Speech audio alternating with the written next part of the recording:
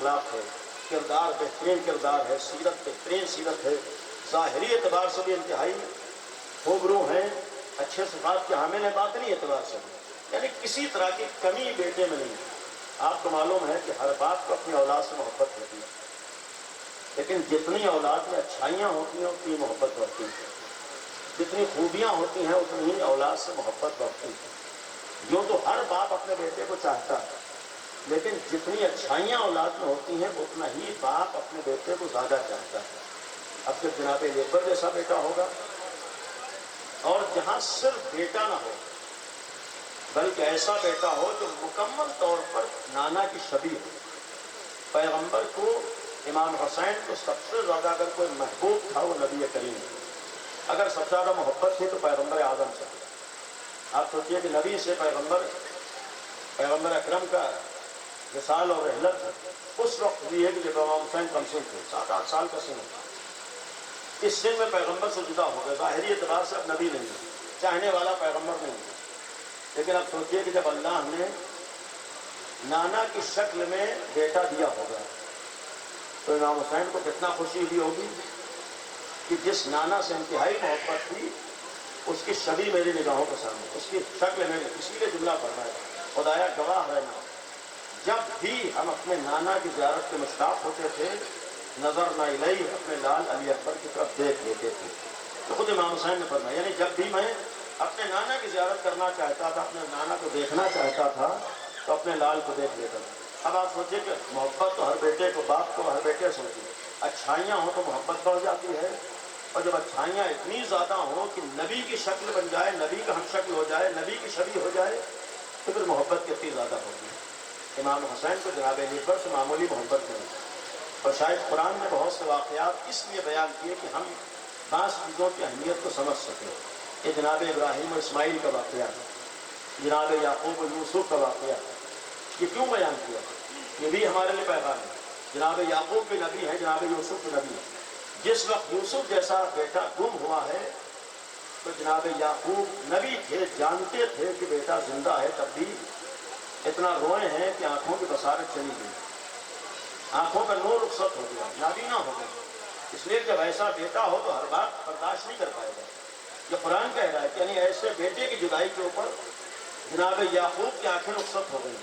اور پھر دوسرا واقعہ جناب ابراہیم کے لیے قرآن نے بیان کیا کہ جب حکم خدا پر عمل کرنے کے لیے جناب ابراہیم جناب اسماعیل کو میدان میں لے کر آئے، مقتل میں لے کر آئے ہیں، اور حکم خدا پر عمل کرنے کے لیے جناب اسماعیل کو لٹایا، تو یہ امتحان جناب ابراہیم کے لیے ناقابل برداشت ہے۔ اور قرآن نے اس کے لیے جملہ کہا کہ ان ھذا لھو البلاء المبین، یہ بہت بڑا امتحان ہے جناب ابراہیم دے رہے۔ جبکہ وہاں بھی جناب یوسف زندہ ہیں، جناب یعقوب جانتے ہیں، صرف جدائی پہ آنکھیں رخصت ہو گئی۔ یہاں اسماعیل ذبح نہیں ہوئے، بچ گئے، تب بھی جناب ابراہیم کے لیے قرآن نے کہا بہت بڑا امتحان ہے۔ اب آپ سوچئے کہ جب یوسف جیسا بیٹا گم ہو جائے، جناب یعقوب کی آنکھیں چلی جائیں، اور اسماعیل جیسے بیٹے کی قربانی کی بات آ جائے، بیٹا بچ جائے، تب بھی ابراہیم کے لیے قابل برداشت نہ ہو، تو اگر کوئی فخر یوسف اور فخر اسماعیل ہو، اگر وہ کربلا میں ذبح ہو جائے تو ایسے جوان کے باپ کے دل سے پوچھئے کہ کیا گزرتی ہے۔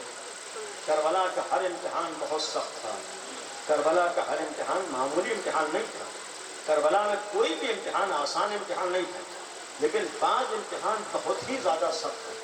انہی سخت ترین امتحانات میں سے ایک امتحان ایک بوڑھے باپ کے لیے جوان کا قتل تھا۔ یہ کہہ دینا آسان ہوتا ہے، لیکن محسوس کیجئے کہ اگر کسی باپ کے لیے کوئی جوان جو بڑھاپے کا سہارا کہا جاتا ہے، اور پھر ایسے وقت میں جب سب رخصت ہو چکے ہوں، جب سب جا چکے ہوں، ایک باپ ابھی کچھ دیر پہلے اپنے بھائیوں کے جنازے اٹھا چکا ہو، ایک باپ جو ابھی کچھ دیر پہلے اپنے بھائیوں کے جنازے اٹھا چکا ہو، ایک باپ جو ابھی کچھ دیر پہلے اپنے بھتیجوں کے جنازوں کو اٹھا چکا ہو۔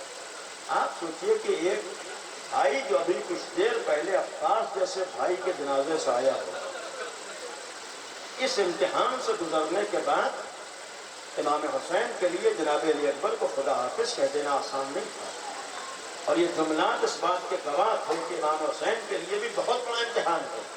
ہم سوچتے ہیں کہ قربانیاں ہو گئے اور ہم سن کے گزر جاتے ہیں، لیکن کسی وقت تنہائی میں بیٹھ کے سوچیے گا، ایک عام باپ کے لیے بھی معمولی بیٹے کی جدائی ناقابل برداشت ہو جاتی ہے، نہ یہ کہ امام حسین جیسا باپ ہو، جناب علی اکبر جیسا بیٹا ہو۔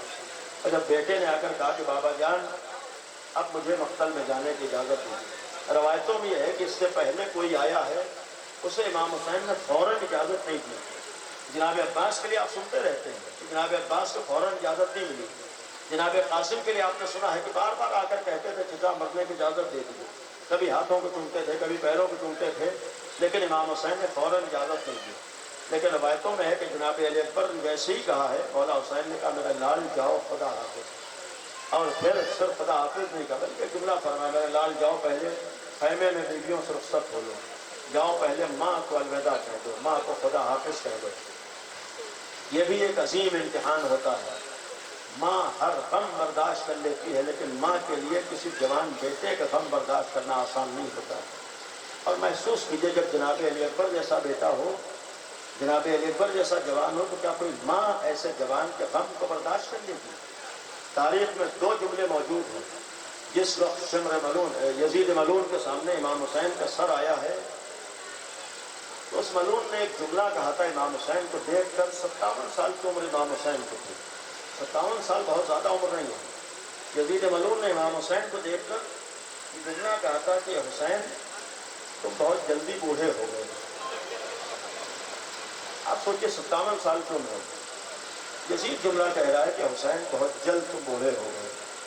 جناب زینب نے جیسے جملہ سنا جواب دیا تھا، اے یزید میرا بھائی بوڑھا نہیں تھا، بلکہ 18 سال کے جوان نے اس کا بوڑھا بنا دیا تھا۔ حدیث و تاریخ کا جملہ ہے کہ معمولی غم نہیں ہوتا ہے 18 سال کے جوان کا غم برداشت کر لیں۔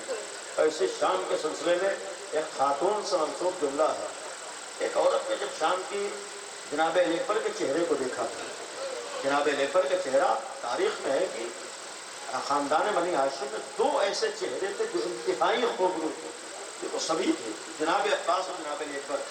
اور جس وقت کسی طرف نکل جاتے تھے تو روایتوں میں لوگ اپنا کاروبار چھوڑ کے ان دو چہروں کو دیکھنے کے لیے کھڑے ہو جاتے تھے۔ ایک عورت نے جس وقت جناب علی اکبر کے چہرے کو دیکھا تھا تو یہ جملہ کہا تھا، خدایا جس وقت یہ نوجوان شہید کیا گیا ہو، اس کی ماں اس کی نگاہوں کے سامنے نہ رہی ہو۔ ایک غیر ہے جملہ کہتی ہے کہ کیسے ہو سکتا ہے ایسے جوان کا غم اس کی ماں برداشت کر لے۔ اب آپ سوچے، کہنے والی تو کہہ دیا، اب جناب ام لیلا کے دل سے پوچھے کیا گزری، جناب زینب جنہوں نے پالا تھا ان کے دل پہ کیا گزری۔ اور جس وقت جناب علی پر آ کر کھڑے ہوئے، شاید یہ جملہ کہا، میرا لال میں تمہیں کس دل سے خدا حافظ کہوں، صبح سے جو گیا ہے واپس نہ آیا، میرا لال صبح سے جو بھی گیا ہے شہید ہوا ہے، میرا لال کیسے تمہیں اپنی زبان سے خدا حافظ کہہ دو۔ جناب علی اکبر نے شاید یہ کہا ہوئے، چھوٹی اماں اب آپ کے سامنے ایک طرف آپ کا ماجایا حسین ہے، دوسری طرف 18 سال کا علی اکبر ہے، جس کو چاہیے بچا لیجئے۔ شاید کہا ہو میں اپنے بھائی پر تمہیں بھی قربان کرنے کے تیار ہوں۔ اب روایتوں میں جملہ ہے کہ جس وقت جناب علی اکبر نکلے ہیں تو کوئی بیوی آگے بڑھ کر دامن کو پکڑ لیتی تھی، کوئی شانے کو پکڑتی تھی، اور ہر بیوی یہ کہتی تھی کہ علی اکبر ہمیں کس کے سہارے چھوڑے جائے، علی اکبر تمہارے بعد تو آقا حسین اکیلے ہو جائے۔ مشہور یہی ہے کہ جناب علی اکبر بنی ہاشم میں جناب علی اصغر سے پہلے آخری شہید ہیں۔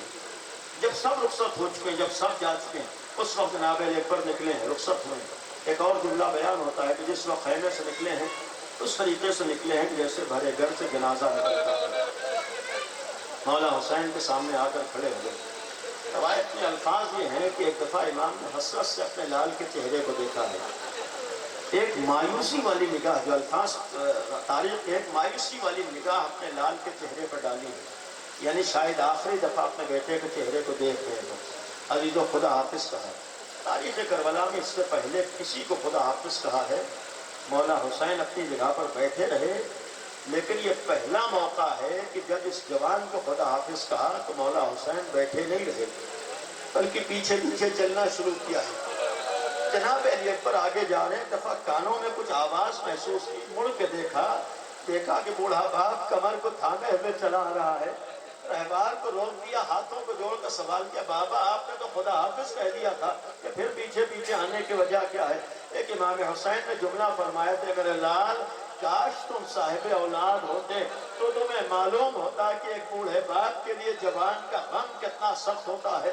انصاف سے بتائیے، جب عام حالات میں ایک باپ کے لیے جوان کا غم ناقابل برداشت ہوتا ہے، جو باپ اب تک 70 غم برداشت کر چکا ہو، جو باپ ابھی تک بھتیجوں کا غم برداشت کر چکا ہو، بھانجوں کا غم برداشت کر چکا ہو، بھائیوں کا غم برداشت کر چکا ہو، کیا اس کے لیے 18 سال کے جوان کا غم معمولی ہوگا؟ خدا حافظ تو کہہ دیا ہے، لیکن ایک دفعہ تاریخوں میں ہے کہ جناب علی اکبر واپس آتے ہیں۔ شاید واپس آنے کی وجہ یہ رہی ہو کہ ایک دفعہ اور بابا اپنے نانا کے چہرے کی زیارت کر لیں، ایک دفعہ اور بوڑھا باپ اپنے جوان بیٹے کو دیکھ لے۔ عزیزو، آنے کے بعد یہ جملہ کہا کہ بابا جان قد پتہ لینا تش پیاس مارے ڈالتی ہے، پیاس ہلاک کیے دیتی ہے۔ یہاں بہت سے صاحب اولاد انصاف سے بتائیے، آپ کا بیٹا اگر آپ سے پانی مانگے تو آپ جہاں سے ممکن ہوگا اسے پانی پلانے کی کوشش کریں گے، اور اگر کوئی ساقی کوثر کا بیٹا ہو اور اس سے کوئی اور نہیں بلکہ 18 سال کا ہم شکل پیغمبر پانی مانگ رہا ہو، کچھ اور نہیں مانگا تھا بلکہ کہا تھا بابا کاش پانی کا ایک قطرہ مل جائے۔ عزیزو، امام حسین کے دل پہ کیا گزری ہوگی؟ بس ایک جملہ فرما، میرے لال اپنی زبان میرے دہن میں دے دو۔ روایتیں ہیں امام جناب علی اکبر نے اپنی زبان دہن امام میں دی ہے، یا جناب امام حسین نے اپنی زبان دہن جناب علی اکبر نے دی، لیکن فوراً ہی زبان کو کھینچ کر جناب علی اکبر سے منسوب ایک جملہ ہے، فرمایا کہ بابا آپ تو مجھ سے زیادہ پیاسے ہیں، بابا آپ کی زبان پہ تو پیاس سے کانٹے پڑے ہوئے ہیں۔ یہ جملہ کہا جناب علی اکبر سے، فرمایا کہ میرے لال یہ انگشتری انگوٹھی اپنے منہ میں دہن میں رکھو، جاؤ تمہارے دادا تمہیں آب کوثر سے سیراب کریں گے۔ بس ختم کیا، جناب علی اکبر مقتل میں آتے ہیں، وہ شیرانہ حملہ کیا ہے۔ آپ سوچے 18 سال کا جوان ہے، 3 دن کا پیاسا ہے، لیکن وہ بہادری اور شجاعت کا مظاہرہ کیا ہے کہ لوگوں کو امیر المومنین کی شجاعت یاد آ گئی، امیر المومنین کی بہادری یاد آ گئی۔ لیکن ایک ملعون نے ایک جملہ کہا کہ میں اس نیزے کے ذریعے سے وہ کام کروں گا کہ اس کے خواب کو اس کے غم میں دکھاؤں گا۔ روایتوں میں ہے کہ ایک ملعون چھپ کر ایک نیزہ لے کر بیٹھتا ہے، جناب علی اکبر میدان میں ہے، گھوڑے پر سوار ہے، ظالم نے چھپ کر جو وار کیا ہے، نیزہ جناب علی اکبر کے سینے مبارک پہ لگا ہے۔ ادھر سینے پر نیزے کا لگنا تھا، جناب علی اکبر نے ہاتھ سے نیزے کو نکالنا چاہا، لیکن نیزے کی انی سینے میں رہ گئی، اور یہ اتنا درد اور کرب کا عالم تھا کہ جناب علی اکبر نے ایک دفعہ تڑپ کے گھوڑے کے گلے میں باہیں ڈال دی۔ گھوڑے کے گلے میں باہوں کا ڈالنا تھا، گھوڑا دشمنوں کے نردے کے درمیان، نردے میں آ گیا، دشمنوں کے درمیان آ گیا۔ اب روایت کے جملات یہ ہیں کہ جناب علی اکبر گھوڑے پر سوار تھے۔ ایک جملہ محسوس کیجیے گا، ختم کرتے ہوئے امام حسین نے لشکر یزید سے سوال کیا تھا، نبی کے نواسے نے پوچھا تھا، گویا کہتی دنیا تک کون قاتل ہے، کون امام حسین کا شہید کرنے والا ہے، پہچانوایا تھا۔ سوال کیا تو تم مجھے کس لیے قتل کرتے ہو؟ تو لوگوں نے جواب دیا تھا کہ ہم علی کی دشمنی میں آپ کو قتل کرنے کے لیے، تو تاریخ میں جملہ ہے کہ ہم علی کے بغض میں، بغضاً لعلی کے الفاظ ہیں کہ ہم علی کے بغض اور علی کے دشمنی میں آپ کو قتل کرنے کے لیے۔ اس کے معنی یہ تھے کہ اب عبداللہ حسین نے اسی دن پہچانوا دیا تھا کہ حسین ابن علی کو قتل کرنے والے وہ لوگ ہیں جن کے دلوں میں بغض علی ہے، جو علی کے دشمن ہیں۔ عزیزو، یہ جملہ کہہ رہا ہو کہ ہم بغض علی میں آپ کو قتل کرنے کے لیے آئے ہیں، انصاف سے بتائیے جب اسی دشمن کے سامنے علی کا وہ پوتا آیا ہوگا جس کا نام علی ہو تو دشمن نے اس کے ساتھ سلوک کیا ہوگا۔ یہی وجہ ہے کہ جب جناب علی اکبر دشمنوں کے نردے میں ہے، ظالم تلواریں لے کر آگے بڑھتے ہیں، اور زندگی ہی میں جس میں مبارک پر اتنی تلواریں لگی، فَقَطَّعُوهُ بِسُيُوفِهِمْ عِرْبًا عِرْبًا، ظالموں نے اپنی تلواروں سے جناب علی اکبر کے جسم مبارک کے ٹکڑے ٹکڑے کیے۔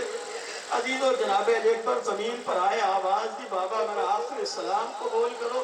عزیزو، ادھر آقا حسین نے جملہ سنا ہے، کمر کو پکڑ لیا، مقتل کا رخ کیا ہے، عجب انداز سے چلے ہیں۔ بیان کرنے والوں نے بیان کیا، چونکہ 57 سال کا باپ ہے، صبح سے لاشوں پہ لاشیں لا چکا ہے، ابھی بھائی کے مرنے نے کمر توڑ دی ہے، اور 18 سال کے جوان کے جانے سے آنکھوں کا نور بھی رخصت ہو گیا۔ جب چلتے ہیں عزیزو، چل نہ سکے، زمین پہ بیٹھ گئے، پھر اٹھے، پھر بیٹھ گئے۔ عزیزو، جب چل نہ سکے تو عجب جملہ ہے کہ امام حسین نے گھٹنیوں کے بل چلنا شروع کیا۔ اپنے لال کے سرانے پہنچے، جو منظر دیکھا خدا کسی انسان کو وہ منظر نہ دکھائے۔ 18 سال کا جوان ہے جو زمین کربلا کے اوپر ایڑیاں رگڑ رہا ہے، سوال کر لیا میرے لال خیر تو ہے؟ بابا جان سینے میں برچھی کیا نہیں ہے؟ اب عبداللہ الحسین نے سرزمین کربلا پہ ایک امتحان یہ بھی دیا ہے کہ برچھی کی ہنی کو پکڑا ہے، جیسے ہی ہنی کو نکالا ہے قیامت آ گئی۔ بیٹے نے تڑپ کے باپ کے گلے میں باہیں ڈال دی، بس اتنا کہہ سکے بابا خدا حافظ۔ اب بوڑھے باپ کے سامنے جوان بیٹے کا جنازہ ہے۔ علی تو ایک دفعہ آقا نے رخسار پر رخسار کو رکھ کر فریاد کرنا شروع کی، مرثیہ پڑھنا شروع کیا، اے میرے لال علی اکبر تم تو رخصت ہو گئے، تمہارا بابا دشمنوں میں اکیلا ہو گیا، اے میرے لال تم تو چلے گئے، تمہارا بابا کربلا میں تنہا ہو گیا۔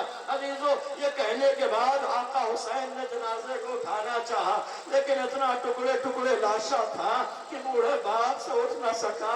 خیمے کا رخ کیا، دیکھا چھوٹے چھوٹے بچے ہیں، آواز دیتے ہیں بنی ہاشم کے بچوں آؤ، علی اکبر کے لاشے کو سہارا دو۔ چھوٹے چھوٹے بچوں نے جنازے کو اٹھایا ہے، پیچھے پیچھے بوڑھا باپ والی اکبرہ کے نعرے بلند کرتے ہوئے جا رہے تھے، بس ختم کیا۔ عزیزو امام حسین لاش کے پیچھے پیچھے جا رہے ہیں، لیکن شاید یہ سوچتے ہوئے جا رہے ہوں گے میں باپ ہوں، میں نے تو برداشت کر لیا، لیکن جس ماں نے 18 سال پالا ہے وہ ماں کیسے برداشت کرے گی؟